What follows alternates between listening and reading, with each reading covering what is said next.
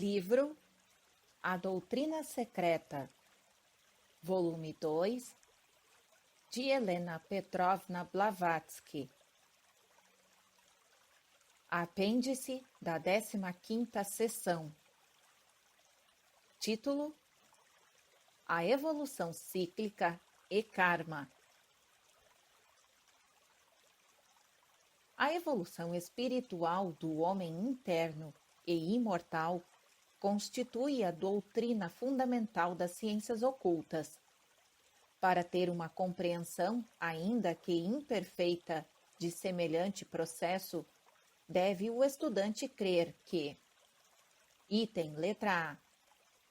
Na vida universal una, independente da matéria ou do que a ciência entende por matéria, e item letra B. Nas inteligências individuais que animam as diferentes manifestações desse princípio. O Sr. Huxley não acredita na força vital.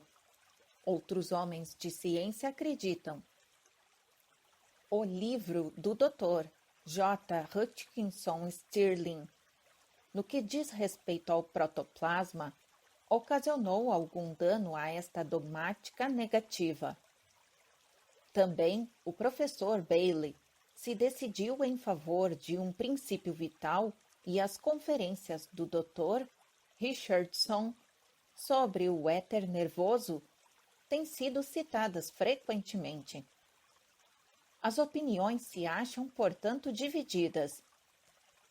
A vida una está intimamente relacionada com a lei una que governa o mundo do ser, o karma.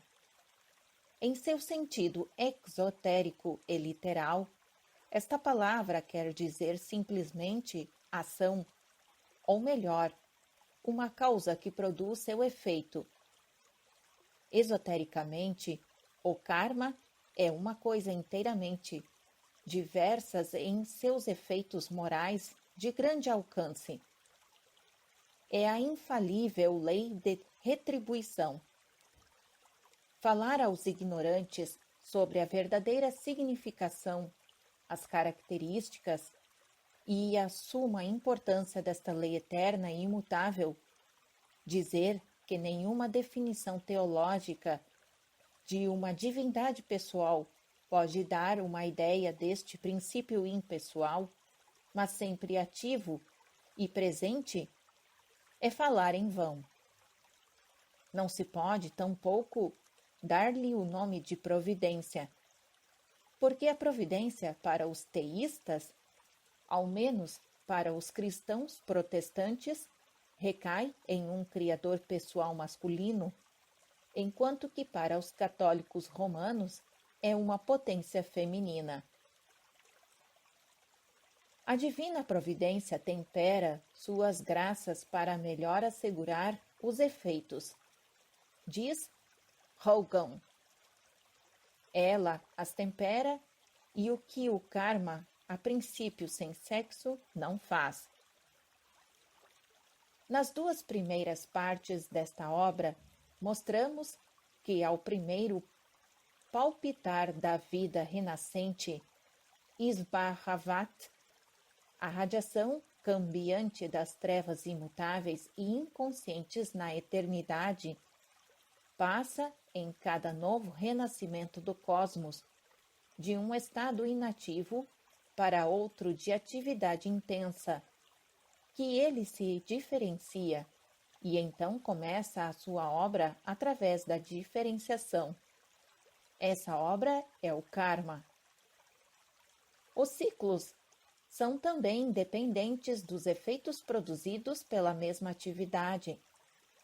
O átomo cósmico uno se converte em 7 átomos no plano da matéria, e cada um se transforma em um centro de energia.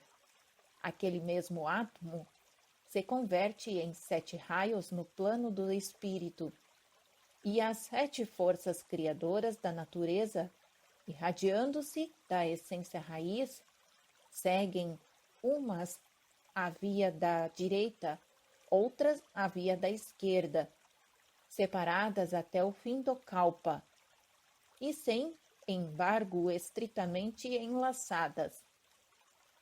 O que é que as une? O karma. Os átomos emanados do ponto central irradiam, por sua vez, novos centros de energia, que, sob a influência do sopro potencial de Foa, iniciam a sua obra de dentro para fora e multiplicam outros centros menores. Estes, no curso da evolução e involução, formam, por sua vez, as raízes ou causas geradoras de novos efeitos desde os mundos e globos habitados pelo homem, até os gêneros, espécies e classes de todos os 7 reinos, dos quais só conhecemos 4. Pois, como diz o livro dos aforismos de Tsongkhapa, segue o trecho: os benditos artífices receberão o Tayankan na eternidade.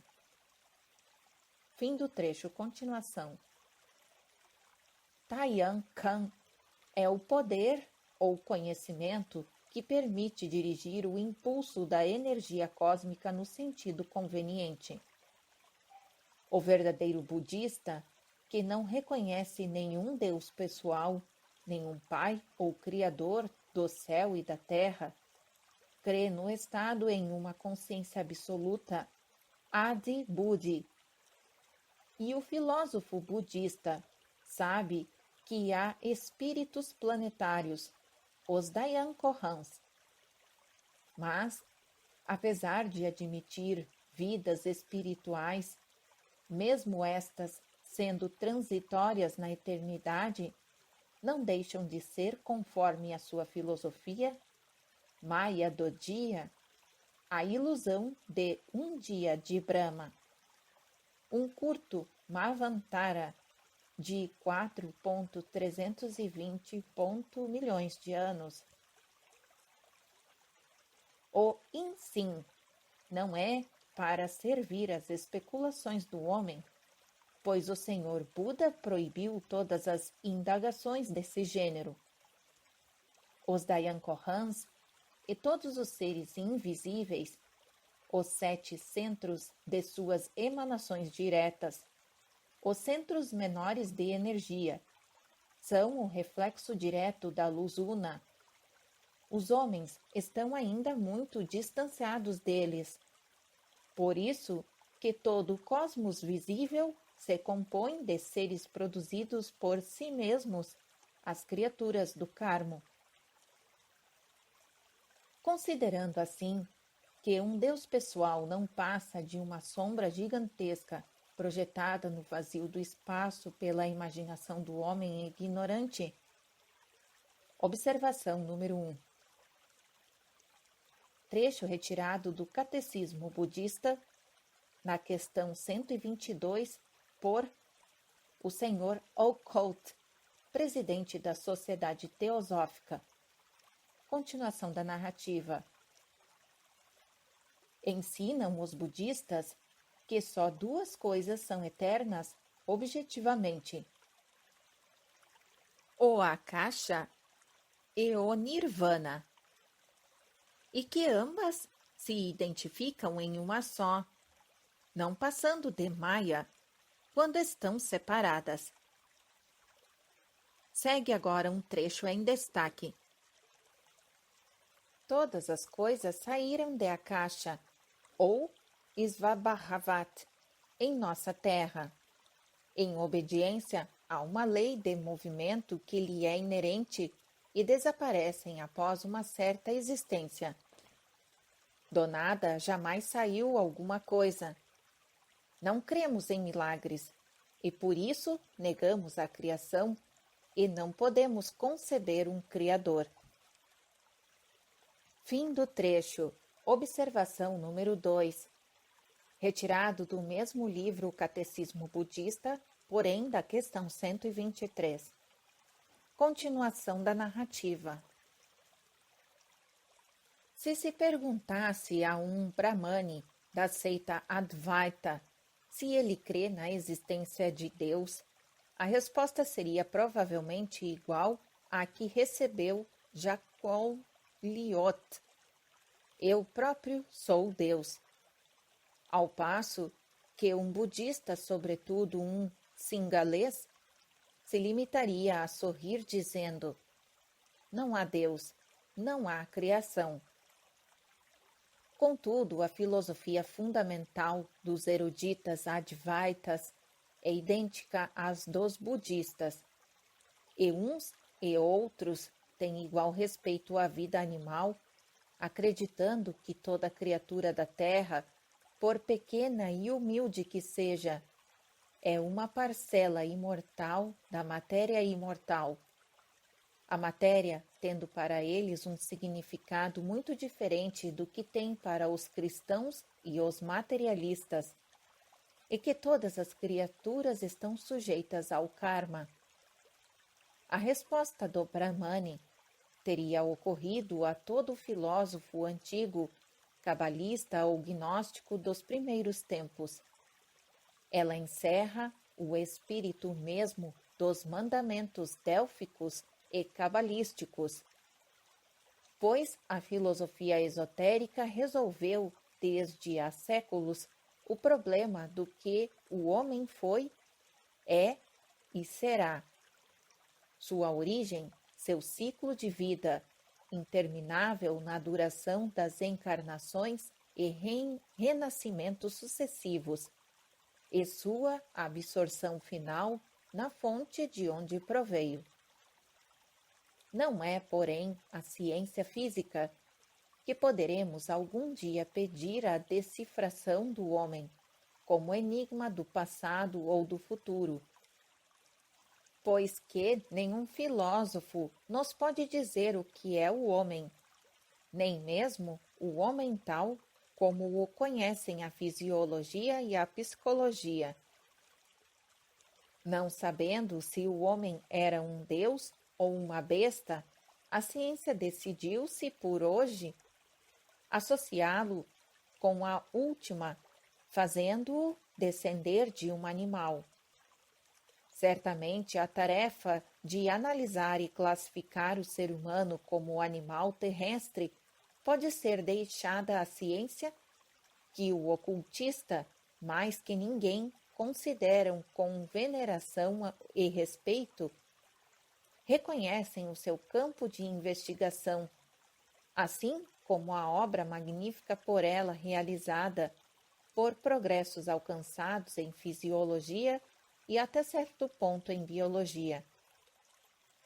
Mas a natureza interna do homem, espiritual, psíquica e ainda moral, não pode ser deixada à mercê de um materialismo iconoclasta, pois nem sequer a filosofia psicológica mais elevada do Ocidente, por sua imperfeição atual e sua tendência ao agnosticismo, pode fazer justiça ao homem interno e principalmente às suas capacidades e percepções superiores, bem como àqueles estados de consciência em cujo caminho autoridades como Mill traçaram uma forte linha divisória dizendo o seguinte: até aqui chegarás, mas não irás além.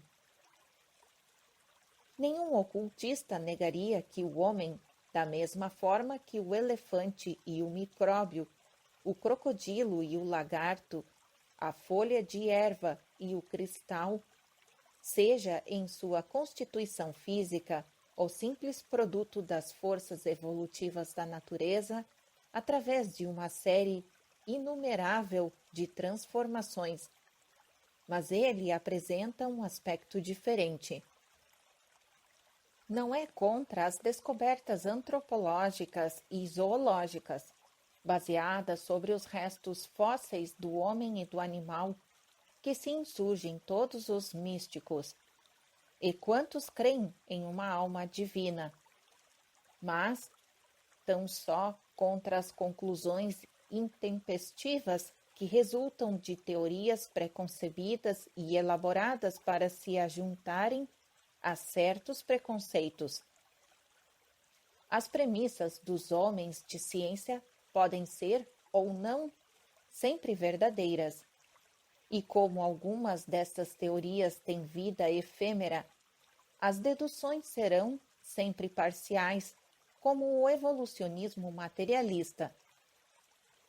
E, no entanto, é sob a fé de autoridades assim transitórias que se acumulam honras à maioria dos homens de ciência por aquilo em que menos a merecem. Observação número 3. Aos que considerem as nossas palavras como uma impertinência ou irreverência para com a ciência oficial, pedimos que se reportem à obra do Dr. James Hutchinson Stirling, sob o título de No que diz respeito ao protoplasma. Esta obra, que contém a defesa do princípio vital contra os molecularistas Huxley, Tyndall, Vogt e companhia.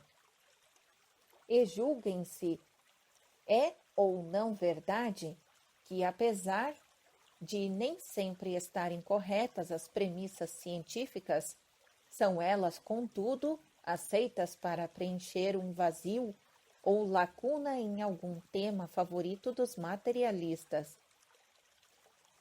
Falando do protoplasma e dos órgãos humanos do ponto de vista do Sr. Huxley, diz aquele autor: assim, é provável que, relativamente à continuidade da força, da forma e da substância no protoplasma, tenhamos deparado com várias lacunas. Aliás, o próprio Sr. Huxley pode ser citado como testemunha a esse respeito.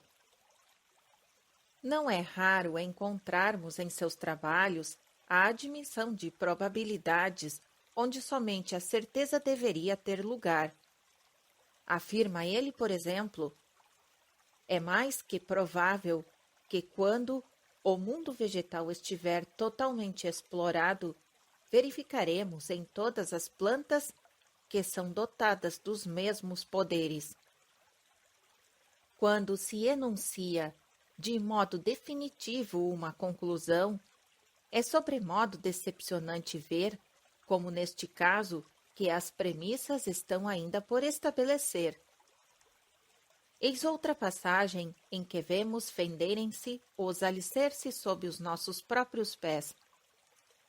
Após dizer-nos que todas as formas de protoplasma se compõem de carbono, hidrogênio, oxigênio e nitrogênio em união muito complexa, contínua, a esta combinação complexa, cuja natureza nunca foi determinada com exatidão, deu-se o nome de proteína.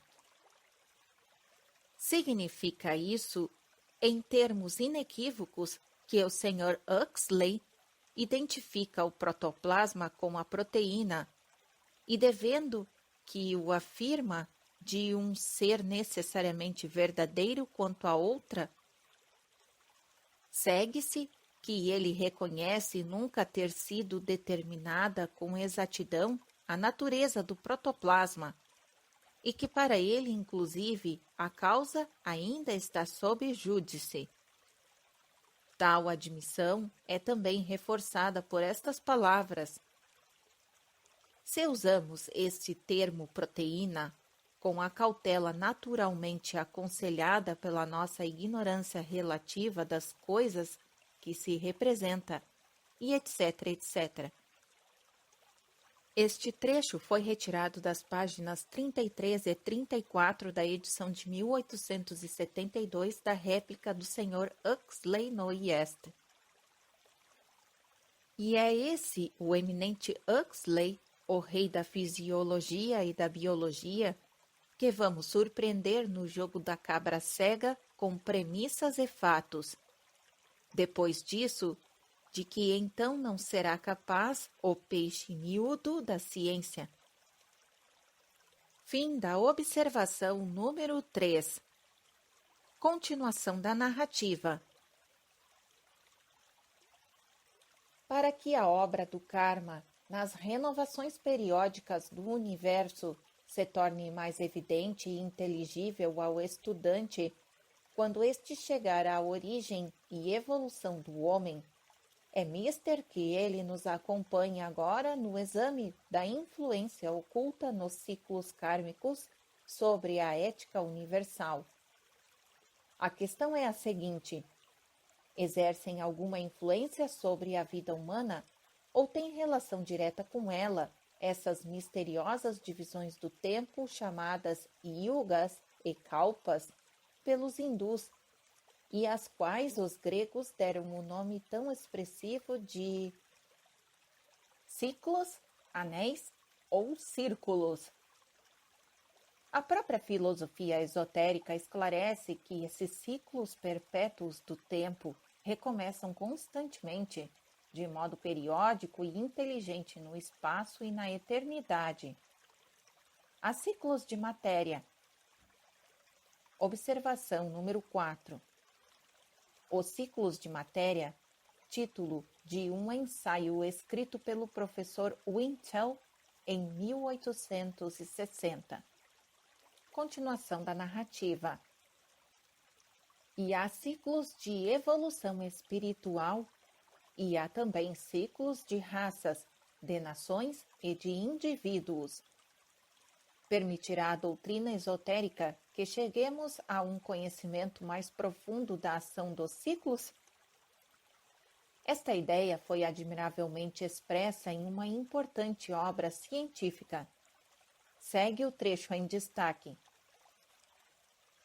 A possibilidade de elevar-se até a compreensão de um sistema coordenado que venha a tal ponto superar no tempo e no espaço o campo das observações humanas, uma circunstância que assinala o poder que tem o homem para transcender as limitações da matéria cambiante e variável, e que afirma a sua superioridade sobre as formas insensíveis e perecedoras do ser.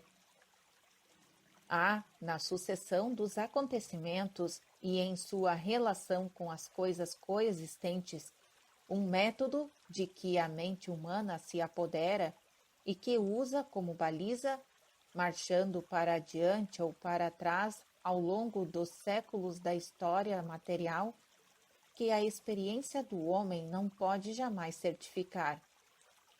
Os acontecimentos germinam e se desenvolvem. Tem um passado que está relacionado com o presente e sentimos com justificada confiança que há também um futuro que de todo modo semelhante se achará relacionado com o presente e o passado. Essa continuidade e esta unidade da história se repetem diante de nós em todas as fases concebíveis do progresso.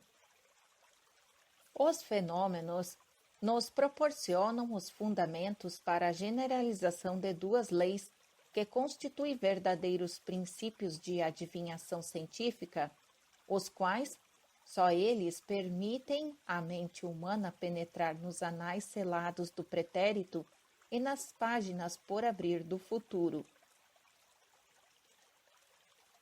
A primeira destas leis é a evolução, ou para defini-la em termos adaptados à nossa explicação, a lei de sucessão correlacionada ou de história organizada no individual, ilustrada nas fases cambiantes de cada sistema separado que faz amadurecer resultados.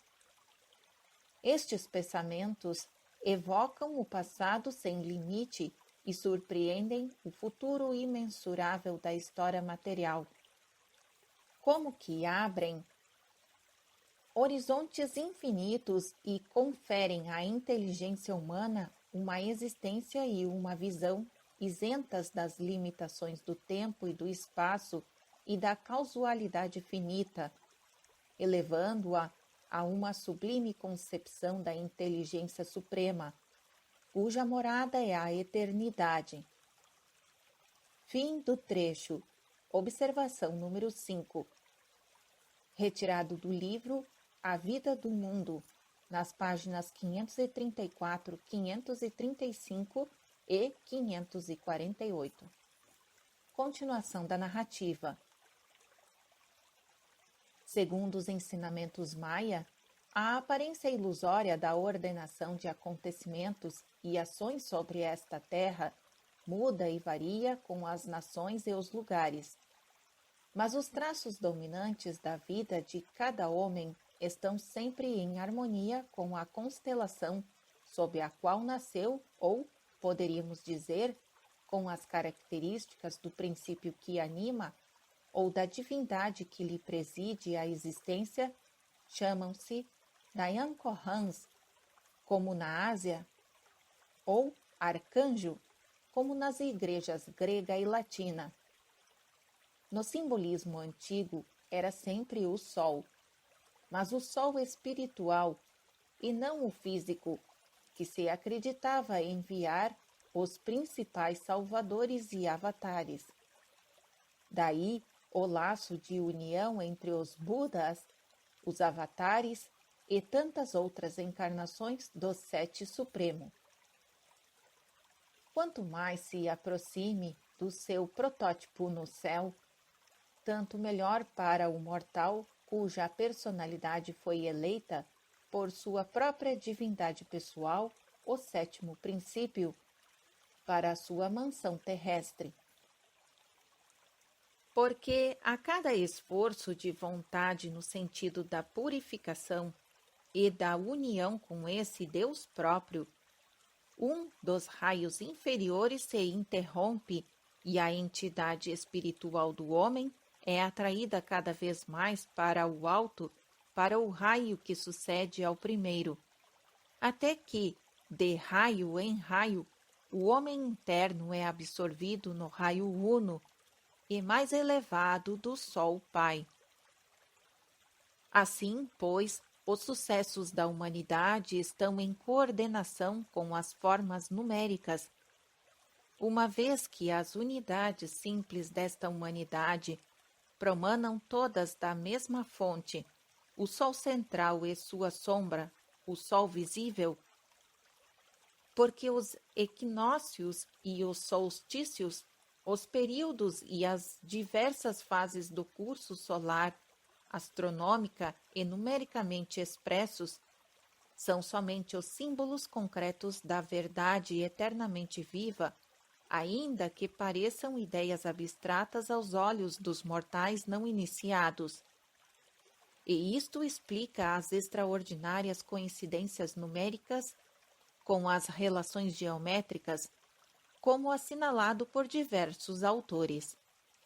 Sim, o nosso destino está escrito nas estrelas. Entretanto, porém, que quanto mais estreita a união entre o reflexo mortal, que é o homem, e seu protótipo celeste, tanto menos perigosas as condições externas e as reencarnações subsequentes, às quais nem os Budas nem os Cristos podem escapar. Não é superstição e muito menos fatalismo.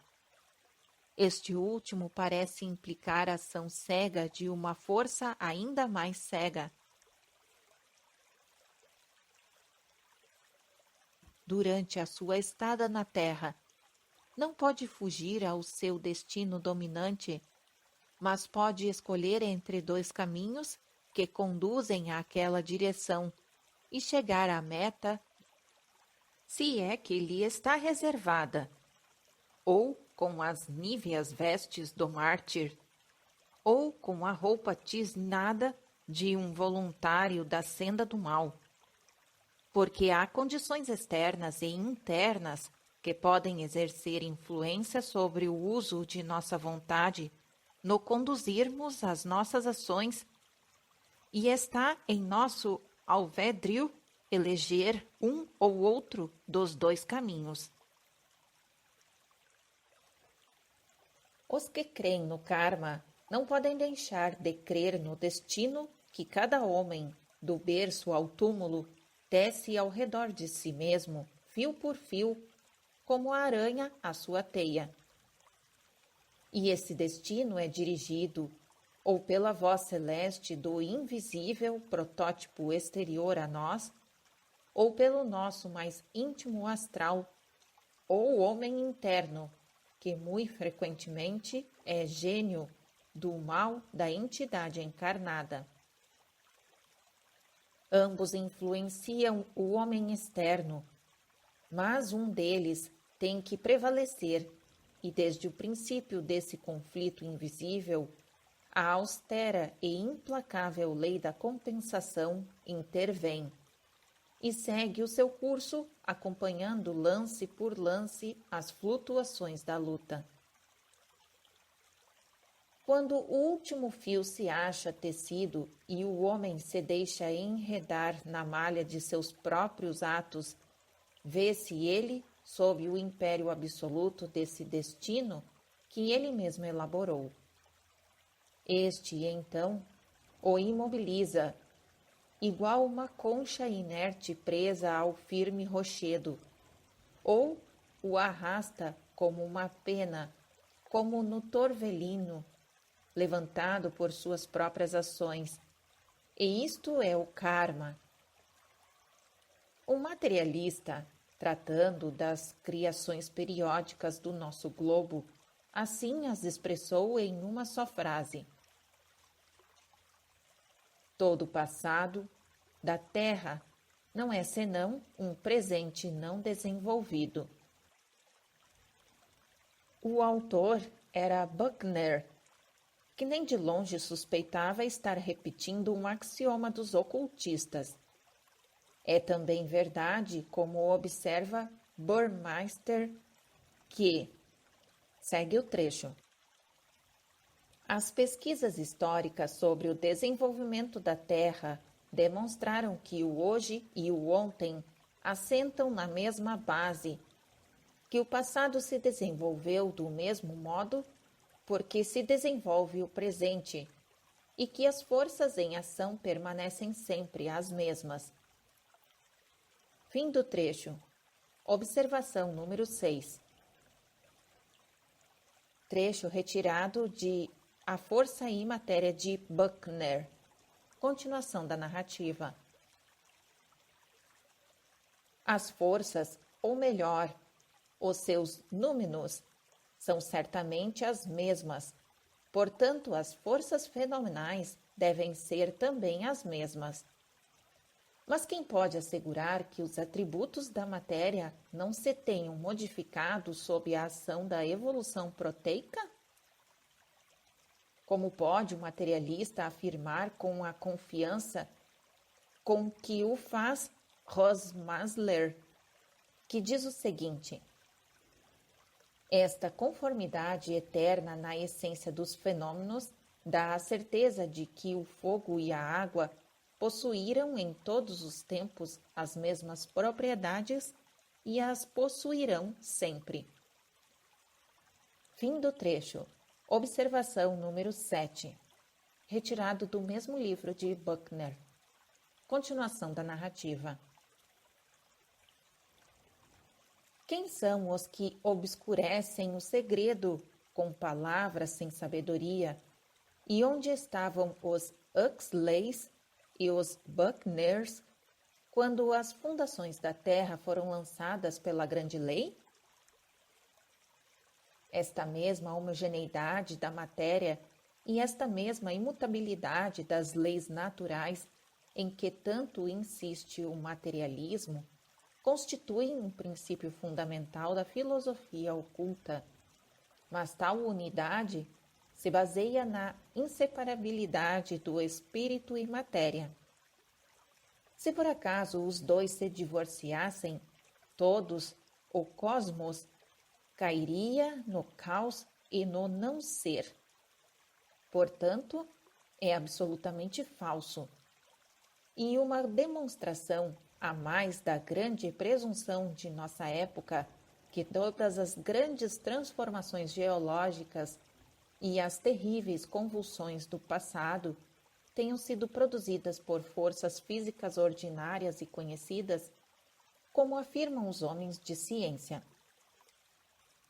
Porque essas forças não foram mais que os instrumentos e os meios finais para o cumprimento de certos desígnios, atuando periodicamente e na aparência, de modo mecânico, em obediência a um impulso interno incorporado à sua natureza material, mas independente dela. Há um objetivo em cada ato importante da natureza. E todos os seus atos são cíclicos e periódicos. Devido, porém, à confusão generalizada entre as forças espirituais e as puramente físicas, são as primeiras negadas pela ciência, que, por não as haver examinado, continuará ignorando-as. Observação número 8.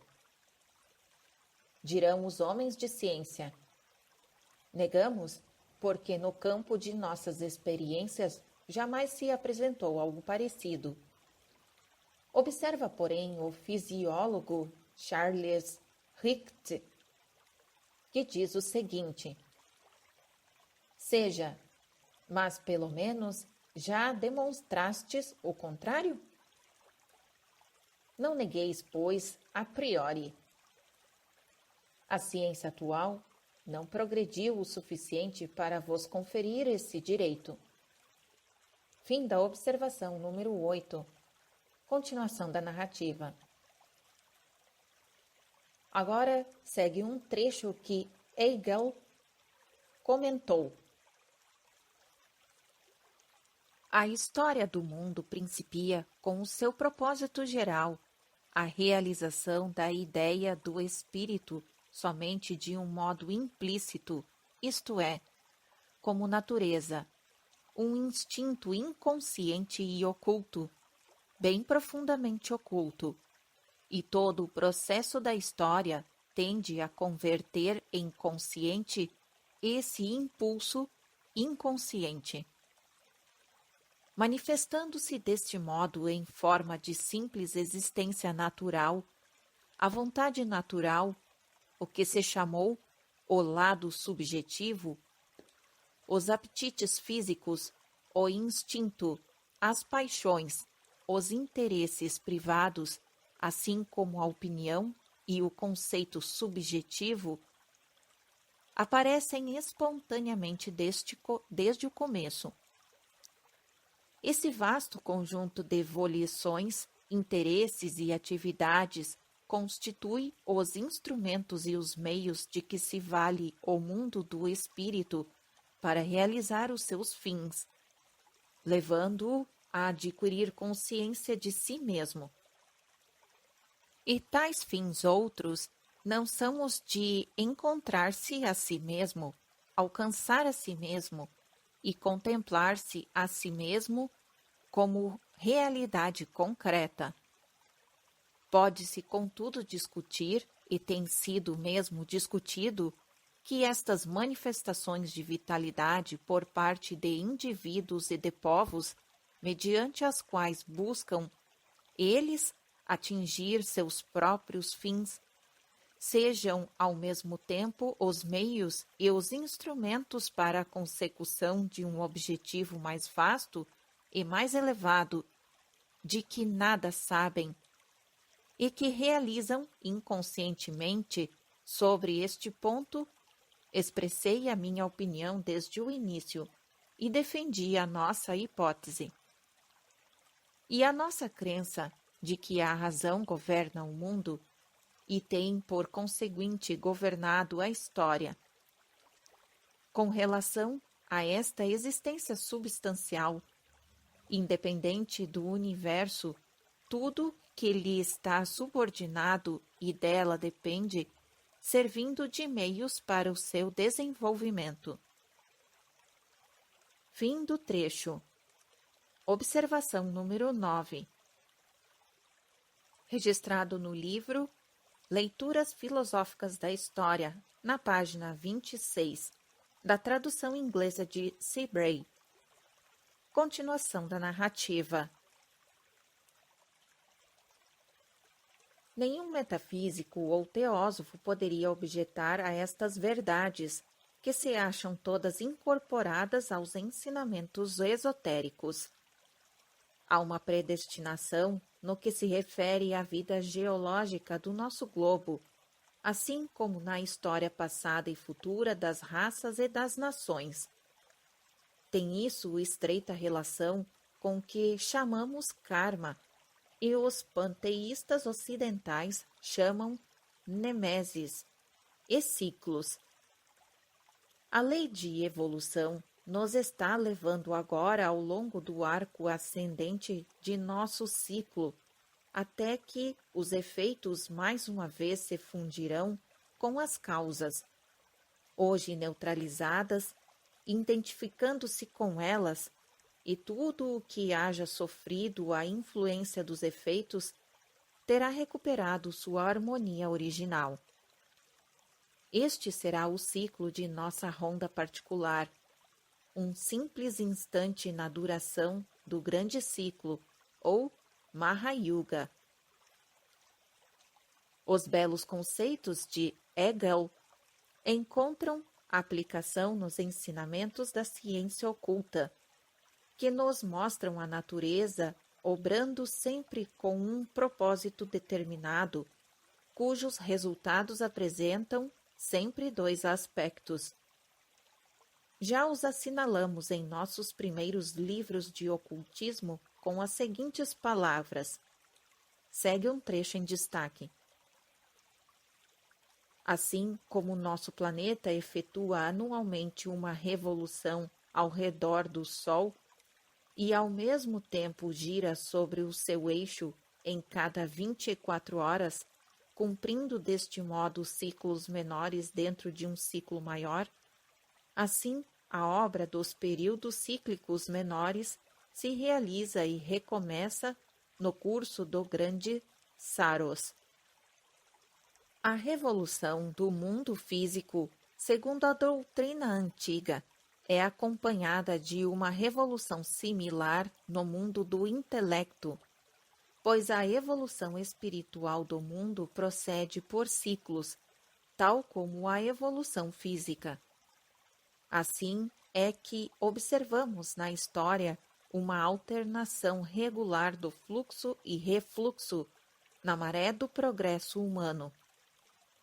Os grandes reinos e impérios deste mundo, depois de atingirem o ponto culminante de seu desenvolvimento, passam a descer, de acordo com a mesma lei que os fez subir, até que, tendo chegado ao ponto inferior, a humanidade novamente se afirma e sobe outra vez, para então alcançar, graças a essa lei de progressão ascendente, uma altura algo maior do que a do ponto de onde havia anteriormente descido. Fim do trecho em destaque. Observação número 10. Trecho retirado do livro Isis sem Véu, volume 1, página 119. Continuação da narrativa. Mas estes ciclos, rodas que se engrenam em outras rodas, simbolizadas de modo tão compreensível quanto engenhoso pelos vários rishis e manus da Índia e pelos kabiros do Ocidente. Observação número 11. Este símbolo não impede que tais personagens, que hoje parecem mitos, hajam governado a Terra em dado momento, sob a forma humana de seres realmente vivos.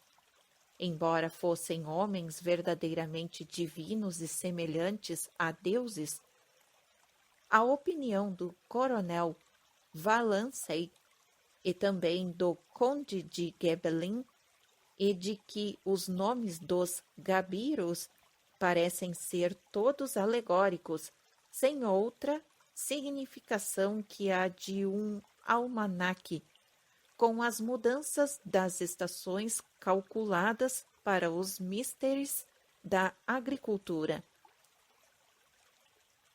é tão absurda como a afirmação de que o éon Cronos, Saturno e Dagon não representam senão uma só pessoa, que seria o patriarca Adão.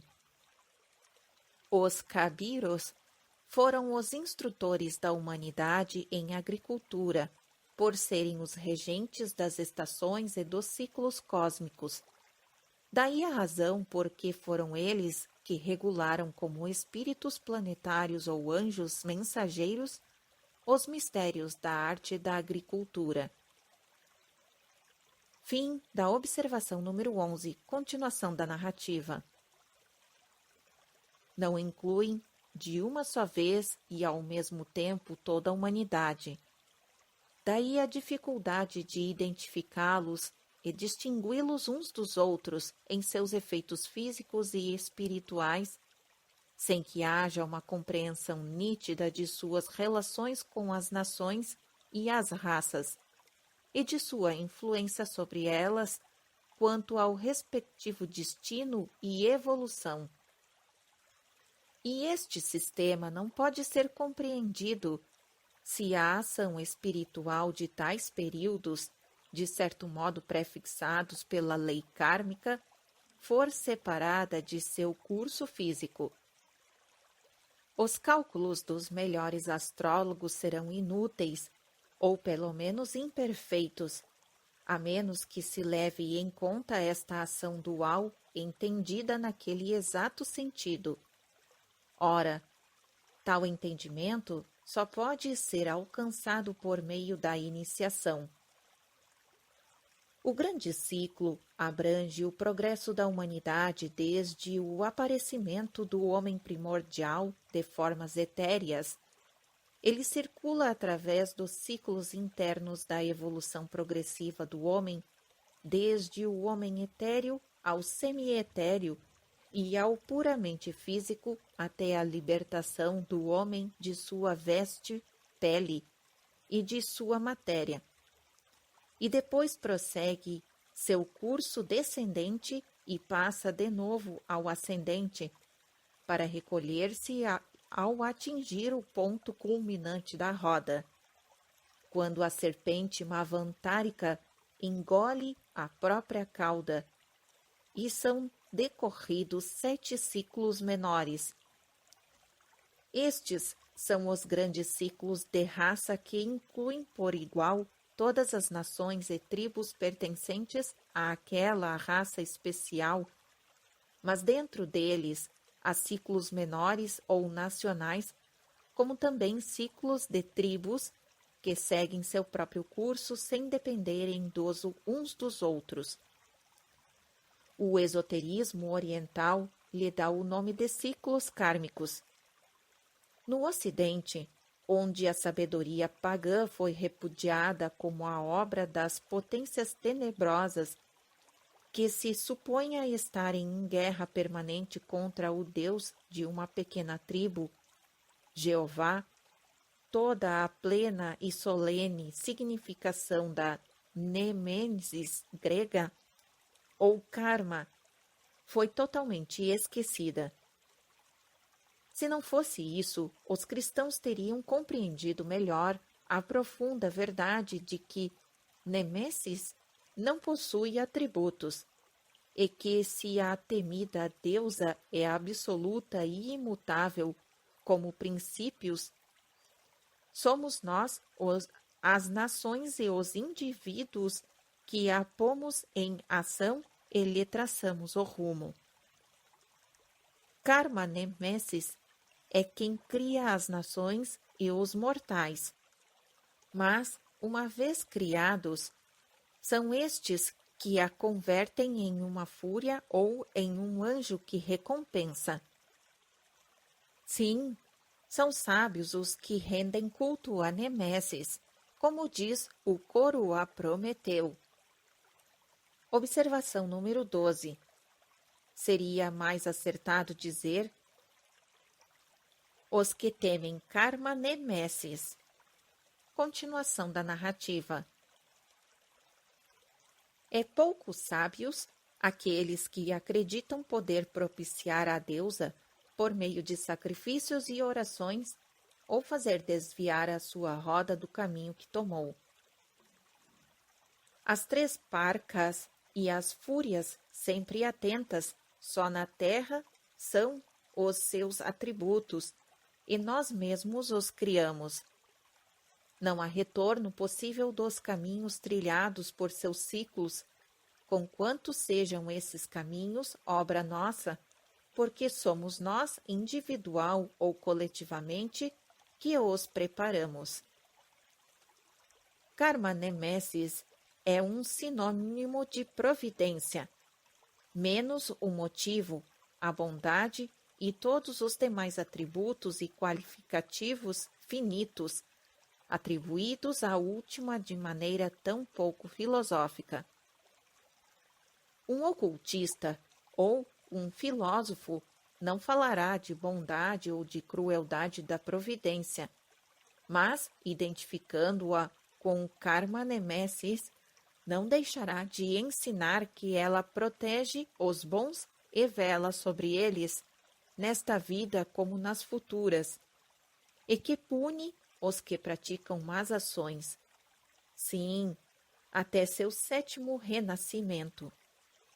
Por tanto tempo, na verdade, quanto dure o efeito das perturbação que tenham causado, ainda que do mais insignificante átomo, o mundo infinito da harmonia. Porque o único decreto do karma, decreto eterno e imutável, é a harmonia completa no mundo da matéria, como o é no mundo do espírito. Não é, portanto, o karma que pune ou recompensa, mas somos nós mesmos que nos recompensamos ou punimos, segundo trabalhemos com a natureza, pela natureza e de acordo com a natureza, obedecendo-lhe as leis de que dependem essa harmonia ou transgredindo-as. As vias do karma não serão impenetráveis se os homens deixarem que a união e a harmonia presidam aos seus atos em vez de os nortearem pela desunião e a luta.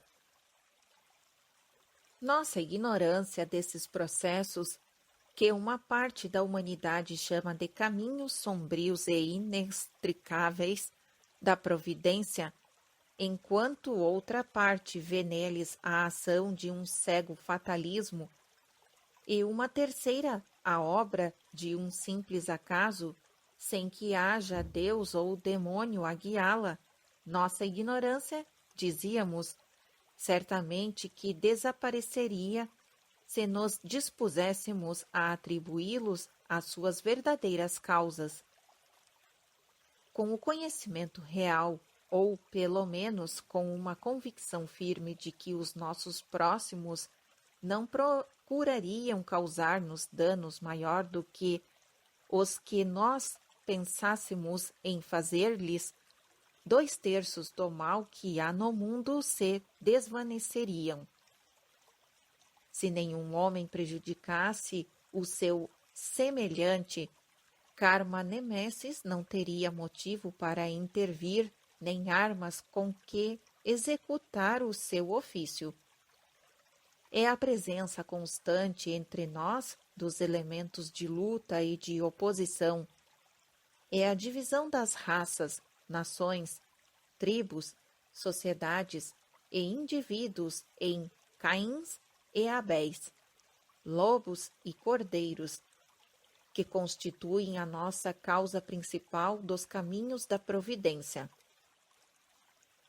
Com as nossas próprias mãos, traçamos diariamente o curso sinuoso dos nossos destinos, crendo estar seguindo em linha reta no caminho real da respeitabilidade e do dever.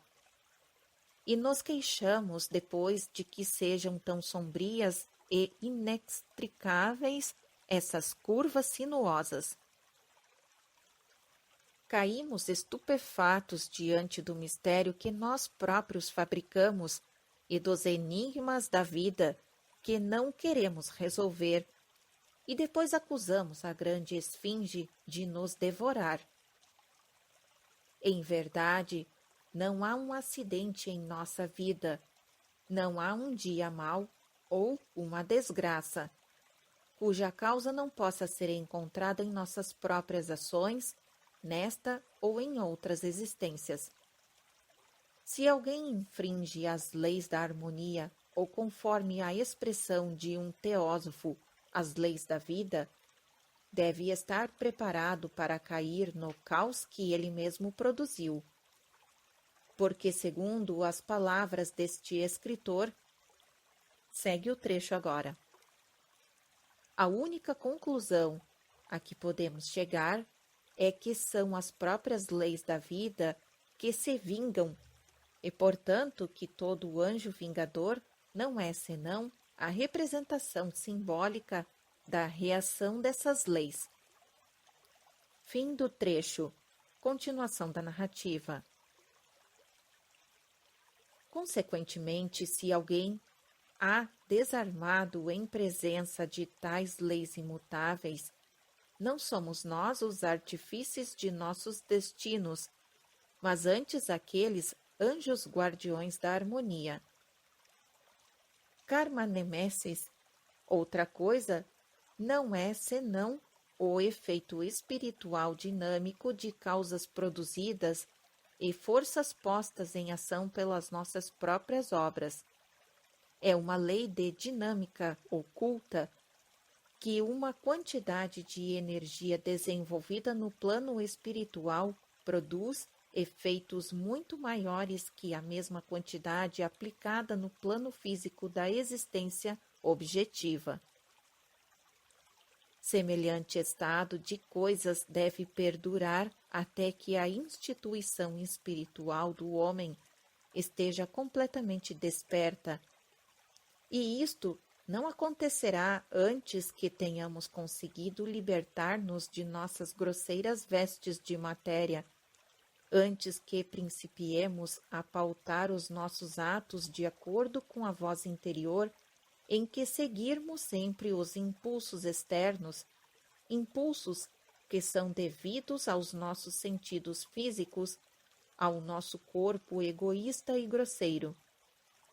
Até esse momento, os únicos paliativos para os males da vida consistem na união e na harmonia, em uma fraternidade e no altruísmo, não apenas em nome. A supressão de uma só causa nociva eliminaria não um, mas numerosos efeitos maléficos.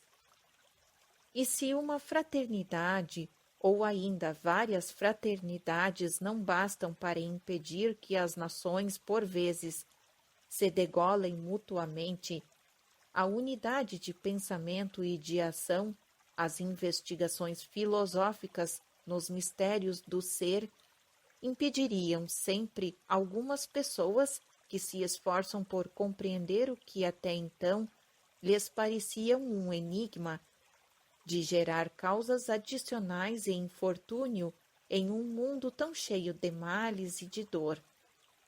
O conhecimento do karma dá convicção de que se a angústia da virtude e o triunfo do vício tornam a humanidade ateia. Observação número 13. Registrado por Dryden. Continuação da narrativa. É tão somente porque a humanidade teve sempre os olhos fechados a esta grande verdade. O homem é o seu próprio salvador e o seu próprio destruidor. Ele não precisa acusar o céu ou os deuses, o destino e a providência, de serem os autores da aparente injustiça que impera na humanidade.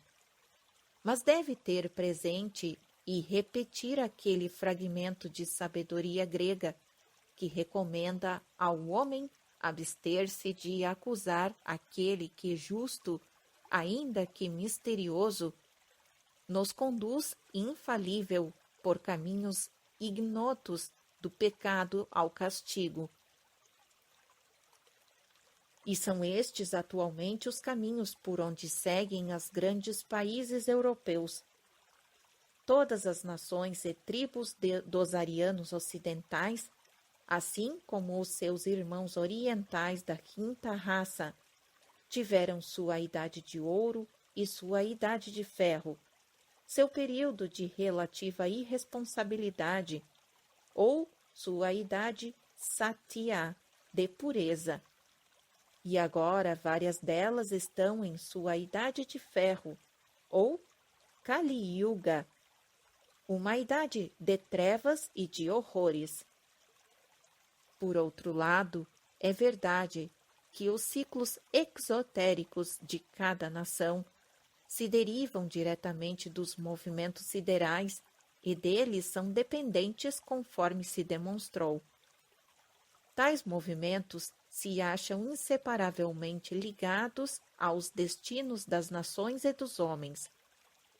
Mas, no sentido puramente físico, a Europa não conhece outros ciclos além dos astronômicos, e nestes baseiam-se todos os seus cálculos. Nem tampouco quer ouvir falar, senão de círculos ou circuitos imaginários que cingem os céus estrelados. Círculos cêntricos e excêntricos, órbitas dentro de órbitas, ciclos e epiciclos. Observação número 14. Registrado por Milton no livro Paraíso Perdido, no canto 8º. Continuação da narrativa. No entanto, para os pagãos, de quem Coleridge disse com razão que o tempo cíclico, era a sua abstração da divindade. Divindade esta que se manifesta em correlação com o karma, e somente por meio do karma, sendo o próprio karma nemesis, os ciclos significavam algo mais que uma simples sucessão de acontecimentos ou que um espaço periódico de tempo mais ou menos longo. Porque eram eles geralmente assinalados pela repetição de ocorrências de caráter mais variado e mais intelectual que os manifestado pela volta periódica das estações e de certas constelações. Contenta-se a sabedoria moderna com predições ou cômputos astronômicos baseados em leis matemáticas infalíveis. A sabedoria antiga acrescentava à casca fria da astronomia os elementos vivificantes de sua alma e de seu espírito, a astrologia. E como os movimentos siderais regem e determinam realmente sobre a Terra outros fatos além dos que se referem à colheita de batatas e às doenças periódicas deste último tubérculo, afirmativa que, por não ser passível de demonstração científica, é ridicularizada, embora nem por isso menos aceita. Tais acontecimentos têm que sujeitar-se à predeterminação por meio de simples cômputo astronômicos. Os que creem em astrologia compreenderão o que queremos dizer. Os cépticos rir-se-ão da crença e zombarão da ideia, fechando os olhos à maneira do avestruz, para não ver o seu próprio destino. Observação número 15. Não todos, visto que há poucos homens de ciência que estão despertando para a verdade. Eis o que lemos. Para onde quer que voltemos as nossas vistas, deparamos com um mistério. Tudo na natureza nos é desconhecido. Apesar disso, são em grande número os espíritos superficiais para quem as forças naturais nada podem produzir fora dos fatos já observados há tempos. consagrados em livros e agrupados mais ou menos engenhosamente com apoio em teorias cuja duração efêmera deveria ter demonstrado sua insuficiência. Não pretendo discutir a possibilidade de seres invisíveis da natureza, diferente da nossa e capazes de atuar sobre a matéria. Grandes filósofos o admitiram em todas as épocas como corolário da magma lei de continuidade que rege o universo. Essa vida intelectual que vemos, por assim dizer, surgir do não ser e gradualmente chegar ao homem, pode neste parar bruscamente para só reaparecer no infinito, no soberano regulador do mundo? É pouco provável, porque isso não nego a existência dos espíritos, como não nego a da alma, embora procure sempre explicar certos fatos sem me valer desta hipótese. Trecho retirado do livro As Forças Não Definidas, Investigações Históricas e Experimentais, página 3, em Paris, 1877. O autor é A. Rochas, homem de ciência bastante conhecido na França, e a sua obra é um dos sinais dos tempos. Fim da observação número 15. Continuação da narrativa. Isso ocorre porque o seu pequeno período, dito histórico, não lhes deixa margem para comparação. O céu estrelado está diante deles, e embora a sua vista espiritual ainda não se ache ativa e a poeira atmosférica de origem terrestre lhes tolde a visão, circunscrevendo-a nos limites do sistema físico, não deixam eles de perceber os movimentos dos meteoros e dos cometas, e de observar o modo por que se comportam estes viajantes siderais. Registram o aparecimento periódico dos errantes e flamígeros mensageiros e profetizam, em consequência, os terremotos, as chuvas meteóricas, a passagem de certas estrelas ou cometas e etc. São adivinhos por isso? Não. São astrônomos e cientistas.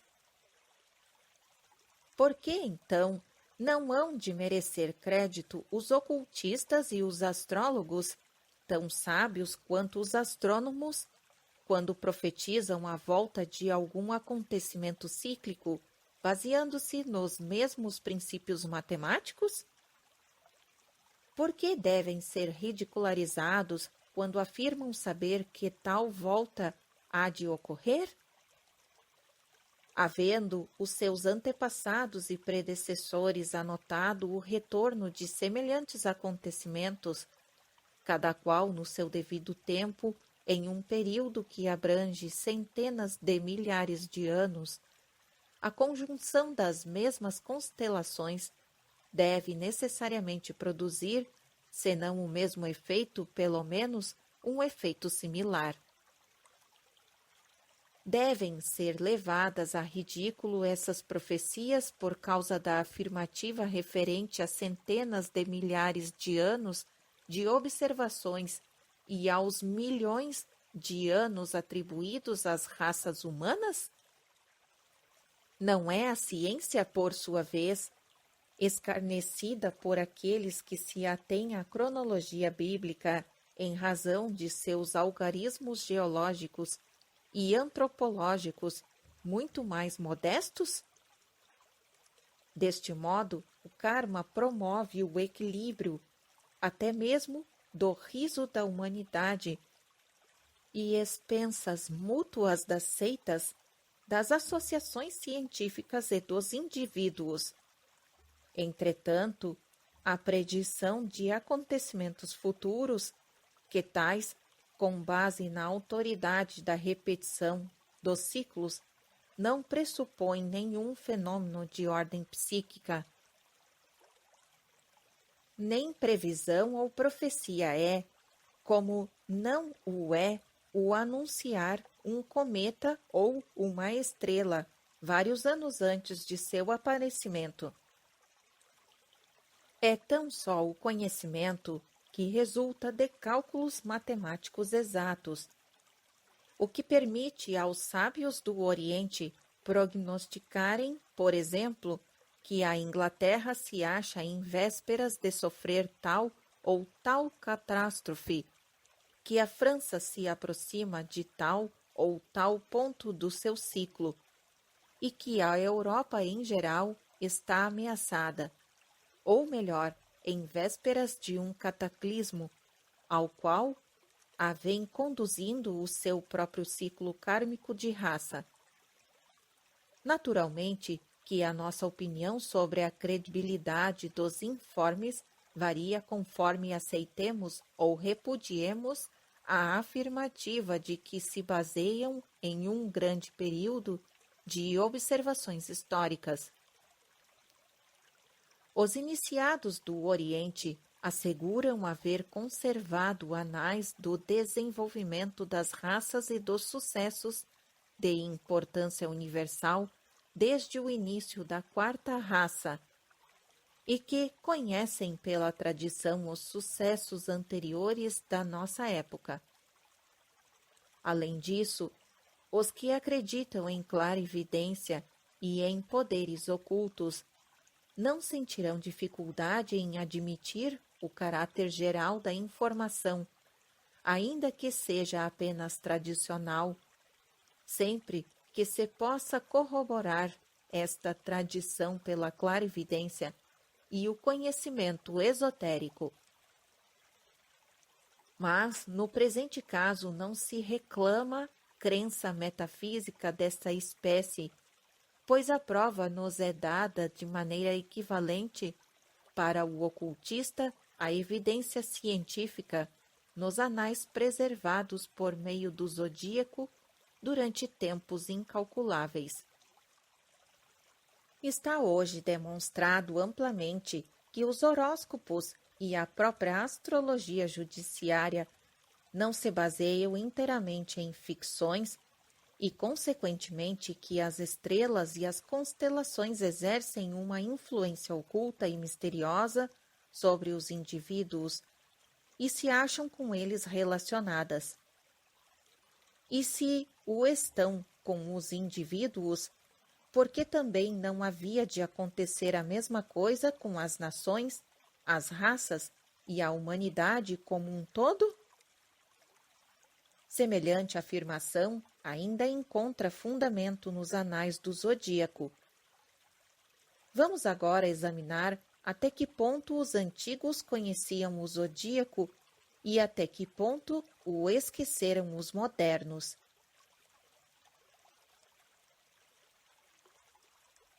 Fim do apêndice da seção 15ª.